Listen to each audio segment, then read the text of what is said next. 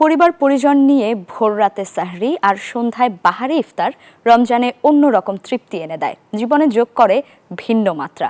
কিন্তু অন্য বাস্তবতার চিত্র ফুটে ওঠে ঢাকা বিশ্ববিদ্যালয়ের হলগুলোতে। পরিবার বলতে সহপাঠী বন্ধুদের সাথে হলের ক্যান্টিনে সাহরি করা। পরিবার ছাড়া বিশ্ববিদ্যালয়ের হল পাড়ার সাহরির গল্প শুনেছেন সহকর্মী শাহরিয়ার সৌমিক। মাস জুড়ে এসেছে রমজান। কারো কাছে এ মাস পরিবার নিয়ে ইবাদতের, আবার কারো কাছে পরিবারের মায়া ত্যাগ করে জীবন গড়ার সাধনা। ঢাকা বিশ্ববিদ্যালয়ের হলে থাকা শিক্ষার্থীদের এমন বাস্তবতা প্রতি রমজানে। প্রতিবারের মতো এবারও পরিবার ছেড়ে সাহরি খাচ্ছেন তারা।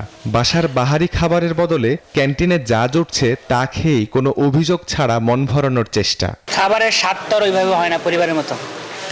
পরিবার থাকলে সেরির সাথে বাবা মার সাথে যেরকম করতাম ওরকম তো হচ্ছে না। পরিবারের দায়িত্ব নেয়া ক্যান্টিন মালিক রোজা উপলক্ষে আয়োজন করেছেন গরু আর হাঁসের মাংসের। আয়োজনে শিক্ষার্থীরা সন্তুষ্ট বলেই দাবি তার। আগের চেয়ে এখন ভালো খাইতেছে, ভালো পাচ্ছে। আমাদের অন্যান্য ঝামেলাগুলো নাই, বিদায় আমরা আগের চেয়ে ভালো খাবার গ্রহণ করতে পারতেছি, তারাও খেয়ে খুশি। আগের সেরির চেয়ে বেটার, কিন্তু বাড়ির মতো হচ্ছে না। তো সব মিলে হচ্ছে কষ্টকর হয়ে যায় সেহরি ইফতার। আমার মতে দাম ঠিক আছে।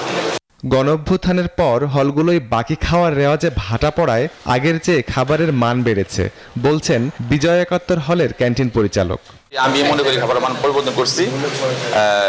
রমজান উপলক্ষে পরিবর্তন করতেই হয়, সব জায়গায় করে, আমরাও করছি। 5ই আগস্টের পর থেকে যে নতুনভাবে আবার শুরু হয়েছে, এখন আর বাকিটাকে আমাদের হয় না। এখন যারা যা খায় নগদ টাকা দিয়ে খায়।